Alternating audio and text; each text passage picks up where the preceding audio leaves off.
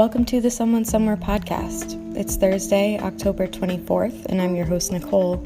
This is episode 28. This episode is brought to you by Polycultured, our farm resources blog. We create tools for sustaining backyard food production on small plots and in urban areas. If you enjoy this content, please support us by going to www.patreon.com/polycultured. This episode is going to cover one of my favorite wild herbs and one that I've been using for quite a few years now. I felt very connected to this plant when I started foraging it and using it, well before I knew anything about it, but when I started learning more about its history, I've felt really connected to this plant ever since, and it's one that I just keep coming back to. Verbascum thapsus, or great mullein, otherwise known as common mullein, is a biennial herbaceous member of the Scrophulariaceae family. With its silver green and fuzzy leaves, it grows up to 8 feet in height. In the first year, it appears as a rosette of leaves, staying low to the ground in a circular fashion, and in the second year, it sends up a tall flower spike with many bright, densely clustered yellow flowers, which only open for a single day as new ones are forming. There are over 200 species, including V. nigrum, black mullein, and V. blattaria, moth mullein, many of which can be used interchangeably. It is native to northern Africa and the Canary and Madeira Islands and many regions in Eurasia. There it grows as far as the Himalayas, in Europe, all the way up to northern Scotland. It's now widely naturalized throughout the world and proliferates, growing as a weed, mostly in disturbed soils. Mullein was brought to North America and can be found widespread there. In particular, it's extremely abundant in the state of Ohio and is considered a naturalized weed in the United States. One of mullein's special components is that it will grow in compacted, sandy, or otherwise poor soil. You'll often see it growing in dunes or in gravel where nothing else is growing, or in other odd places like cracks in the pavement or medians. Mullein's deep root helps to break up the soil, aerating it and allowing water to penetrate. And then when the leaves die, the dead foliage adds more nutrients to the soil.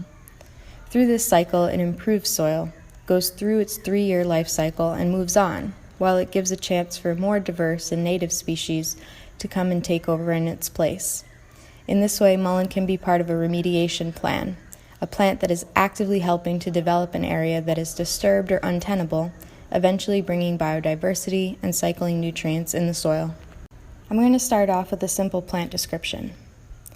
When mullein sprouts, the first 2 leaves are paired and just a little bit hairy. Later on, as leaves grow in, they grow in an alternating pattern. They're woolly to the touch, densely covered on both sides with soft hairs, and attached by way of flattened, hairy leaf stalks. Mullein forms a rosette of basal leaves during its first year of growth. A basal leaf is one that grows from the lowest part of the stem. Plants must reach a critical size before flowering, which normally occurs during the second year, but may be delayed until the 3rd or rarely even the 4th year of growth. Each rosette produces a solitary, erect, 2 to 8 foot tall flowering stem. Common mullein blooms from June through September. The top of the flowering stem is densely packed with 5-lobed, saucer-shaped, bright yellow flowers. Fruits are contained in round capsules about 1/4 inch in diameter. Each capsule splits when mature into 2 cells that are filled with dark brown seeds, and the surface of each seed is marked with wavy ridges. An individual plant can produce 100,000 to 180,000 seeds. Seeds have no special mechanisms for dispersal, and they usually fall close to the parent plant. Once buried in the soil, they can become dormant and survive for years. In a study started in 1879, common mullein seeds buried in soil remain viable for up to 35 years. As I mentioned above, common mullein forms fibrous roots and a very deep taproot, which makes it an ideal plant for breaking up hardened and desertified soils. Its taxonomic name, verbascum, is thought to be derived from the Latin word barbascum, with barba meaning beard, which refers to the hairy leaves of mullein. The common name, mullein, is also from a Latin word, mollus, meaning soft, but it's also possibly from the Latin word melandrium, which is a disease of cattle for which mullein was a remedy. Common mullein has never been used for food, but traditionally it's been respected for its mystical and medicinal powers. According to the Greek legend, the gods gave Ulysses a mullein stalk to defend himself against the wiles of Circe, who was the nymph enchantress who turned the companions of Ulysses into pigs by means of a magic drink. Dioscorides, who is a Greek physician, pharmacologist, and botanist who was practicing in the 1st century in Rome, authored the book De Materia Medica, which was one of the first to recommend mullein's use in lung conditions around 2,000 years ago. It was used as a hair wash in ancient Roman times. The leaf ash was used to darken the hair, and the yellow flowers were used to lighten the hair. The leaves were dried, rolled, and used as wicks for candles, and the entire dried flower stalks were dipped into tallow and then used as torches, hence the other common names for this plant, such as candlewick plant or torch plant. According to Maida Silverman in her book A City Herbal, the great respect and love formerly accorded to mullein can be inferred from the number and variety of the folk names for it, and there are many. There's probably 50 common names for mullein. Another one of its popular names is lungwort, which is derived from its most common use. From ancient Rome to modern Ireland, a tea made from mullein leaves has been used as a cure for lung disease in both humans and livestock. Aristotle recorded this use in Historia Animalium. Stream fishermen throughout Europe and Asia, particularly in Germany and Britain, would use mullein seeds as a fish poison for centuries, even though Frederick II, King of Germany in about 1200, outlawed fish poisoning as early as 1212 AD. Appalachian settlers who viewed conventional fishing as less manly than hunting occasionally would use mullein as a way to supplement their diet. And during the Middle Ages, mullein was imputed with the power to control demons. An old piece of lore says, "If a man beareth one twig of this wort, he will not be terrified by any awe, nor will a wild beast hurt him, or any evil coming near." Its magical qualities were numerous, going way back, beyond simply warding off evil, but it was thought that it could even instill courage and health and provide protection and to attract love. In fact, it was believed that wearing mullein would ensure fertility and also keep potentially dangerous animals at bay while trekking along through the wilderness. Country folk in medieval England even used mullein to know if their lover was faithful. They bent the plant towards the lover's house, and if it resumed a vertical position, all was well, but if the mullein died, their love was untrue. The Puritans brought mullein seeds to America for their medicinal herb gardens. By the late 1630s, mullein had escaped to neighboring fields and roadsides. As settlers advanced on native lands to the west and planted new gardens, patches of mullein would mark every abandoned homestead. It was quickly adopted into the tradition of many indigenous nations across North America. Some examples include that the root was made into a teething necklace for infants by the Abenaki families. The Cherokee applied the leaves as a poultice for cuts and swollen glands, and other tribes rubbed the leaves on the body during ritual sweat baths. Additionally, the flowers were used internally as tea and topically as poultices. Navajos smoked mullein, referring to it as big tobacco, and even the Amish were known to smoke it as well. Mullein also was brought to the United States for its fish poison qualities. One old North Carolina resident had this to say about his German forefathers who immigrated in the 1720s. Quote, "They heard about the new land across the waters and decided to bring things that would help them get a start. Stinging fish was one easy way of getting food at first, so feltwort seeds were brung along." Feltwort being another common name for mullein. By 1818, common mullein was incorrectly categorized as a native species by Amos Eaton, who lived in about 1776, and he was an American botanist. By 1859, mullein's persistence outside of cultivation seemed to place it in disfavor. Quote, "There's no sure evidence of a slovenly, negligent farmer than to see his fields overrun with mullein." According to King's American Dispensatory, which is a book first published in 1854 that covers the use of herbs in American medical practice, quote, "Upon the upper portion of the respiratory tract, its influence is pronounced. Mullein was prescribed by eclectic physicians, which was a branch of American medicine popular in the 1800s and early 1900s, which made use of botanical remedies, who considered it to be an effective demulcent and diuretic, and a mild nervine, quote, favoring sleep, Mullein leaf, flower, and root, with its long list of traditional uses across the world, is truly an amazing plant. There's just so much to say about mullein as a medicinal plant, from root to flower. There's just something that can be used. And as far as I know, there's no high-quality clinical research on mullein, which is unsurprising. Most herbs are relegated to not being researched. And there are no patented drugs that are currently manufactured from its components. Mullein is also extremely prolific, as I've mentioned, and it's also free and available in nature in most parts of the world. So that may also be another reason why no pharmaceutical equivalent or extraction from the chemicals inside mullein has been explored. Now, there's uses for mullein that are medicinal, and there are uses for mullein that are like goods or things that you can use that aren't directly medicine. So I'll talk about both of those uses now. Its main herbal qualities are anti-inflammatory, softening, and contracting, which makes it a good expectorant. The whole plant seems to have slightly sedative and narcotic properties. For instance, it will put you to sleep after smoking it. Some people report that they sleep better after smoking mullein. Mullein is known for its healing abilities when people or animals are suffering from respiratory infections, and it has even been used in certain cases to treat tuberculosis. It's also used as a tobacco substitute, which can help people quit, or it can become just an alternative to smoking tobacco.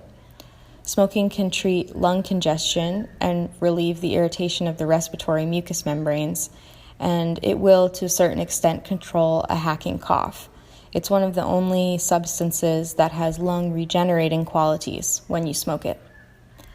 They can also be made into cigarettes for people with asthma or other spasmodic cough conditions. Dried flowers of mullein can be used in an herbal tea for the same conditions, mostly for respiratory conditions. And also, the tea is a traditional treatment for diarrhea and rheumatism. It can be useful for chest pain and bleeding of the lungs and bowels. Mullein can also be made into a poultice, into ointments for burns, sores, rashes, skin infections, earaches. It can be used as a remedy for nettle rash if you've ever been stung by a stinging nettle.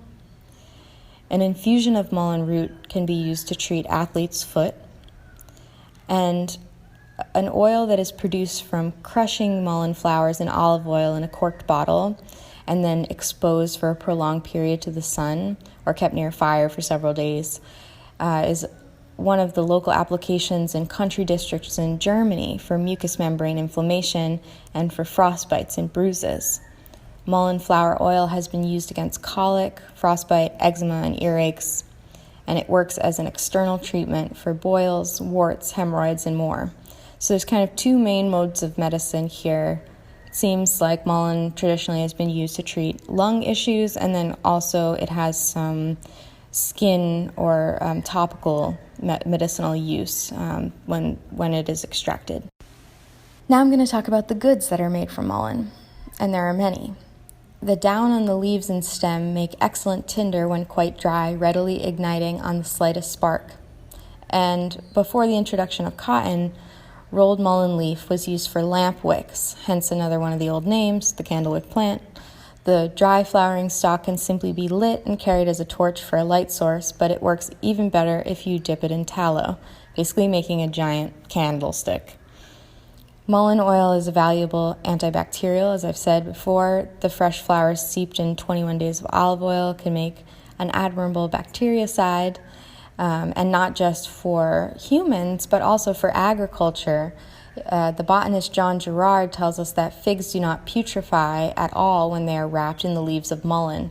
So it was actually like an agricultural good that was used to transport figs and keep them from rotting. Another use, as mentioned when I kind of talked about Rome, is the hair dye. They would soak the flowers in water and would kind of create this bright yellow water. And they would use that to dye the hair of Roman ladies into kind of a lighter tone. It would require an extremely immense amount of flowers. The flowers are really small, and I imagine it would take a long time to get to that point. There was also a dye that was made from mullein for textiles or for other things. And this is when mullein was treated with sulfuric acid. It actually produces a very reliable green dye. And as I also mentioned, ashes from the plant, you can burn mullein and then make kind of a hair soap out of the ashes mixed with water, kind of like a hair mask that people would do today. And we also talked about the seeds as a fishing aid. The seeds themselves actually contain rotenone and coumarin, which are sedatives, and so when they're eaten by fish, they can make the fish inactive.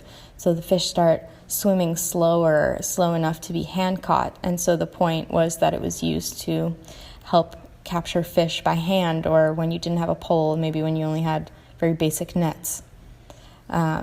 Quaker women who were forbidden to use makeup, they also rubbed the leaves of mullein on their cheeks to give the appearance of wearing blush, because the hairs on the mullein leaf, they can cause a contact dermatitis of sorts and turn the skin red. That's never happened to me working with mullein, but I could definitely see how the little hairs would irritate the skin, and so Quaker women use this as a natural makeup alternative.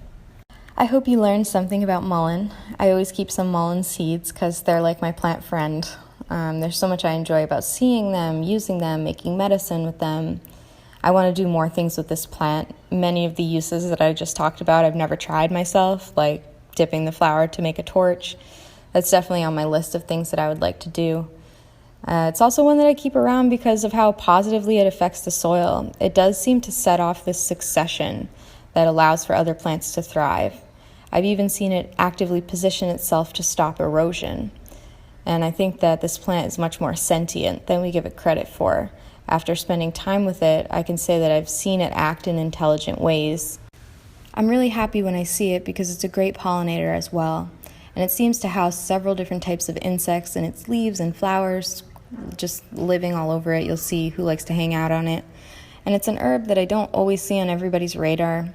I think that's because it's not typically sold in the store as a vitamin, kind of like some other herbs are.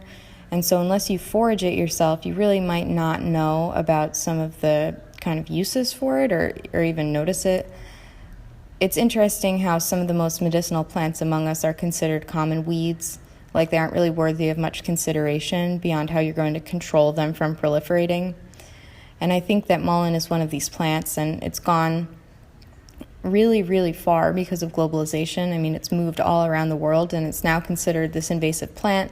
It's going to come wreck the soil. But I think that's only half the story. And the reason why is because it's true that common mullein has become an invasive plant in many parts of the world, and it does threaten natural meadows as well as open land found within a forest like a clearing. And once established, it's very difficult to eradicate. But really, when you think about it, most of the places that mullein pops up are places that were cleared or already disturbed by human beings. Mullein just coming in to do the cleanup job and fix the compacted soil that we tilled is not mullein's fault. It's kind of our fault because we set off this ecological disturbance, and mullein just knows how to be a good remediator. And so it's just doing what it knows how to do. It's not kind of being a parasite and killing off other species. It's more of on the decomposer side, kind of like a plant mushroom in a way, where it's really there to start off a new ecological succession, not there to tear anything down. Mullein's just coming in to really work the soil for us, and instead we blame the plant for just doing what it does rather than taking a hard look at our own consumptive habits and the way that we interact with the environment and the way that we use land and then abandon it. And it does need to be managed, but this wild plant is only trying to help us get our soil back into motion. And so with that, I just want to say thank you to this herb, and that I feel honored to work with a plant that I feel so connected to and that has brought me so many new discoveries about nature over the years.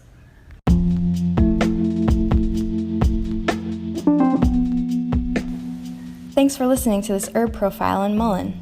If you like the show, please like, subscribe, and comment to let me know how I'm doing. I would really appreciate that.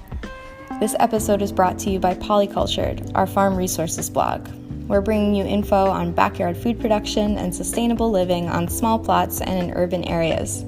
If you enjoy this content, please support us by going to www.patreon.com/polycultured. This concludes episode 28 of the Someone Somewhere podcast. Good night.